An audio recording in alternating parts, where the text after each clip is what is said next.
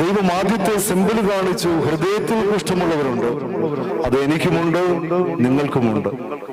എന്റെ കുഷ്ഠം എന്താണെന്നും നിന്റെ കുഷ്ഠം എന്താണെന്നും തിരിച്ചറിയുവാൻ തക്കവണ്ണമാണ് ഇന്ന് വലിയ നോമ്പിന്റെ രണ്ടാമത്തെ ആഴ്ചയിൽ ദൈവം നമ്മളെ ഈ പരിശുദ്ധ ബലിപീഠത്തിന്റെ സന്നിധിയിൽ ആക്കിയിരിക്കുന്നത്. അതുകൊണ്ട് ദേവാലയത്തിൽ വന്നു എന്ന് വിചാരിച്ച് ആർക്കെങ്കിലും അനുഗ്രഹം കിട്ടുമെന്ന് ചോദിച്ചു കഴിഞ്ഞാൽ ഒരുത്തർക്കും അനുഗ്രഹം കിട്ടുന്നില്ല.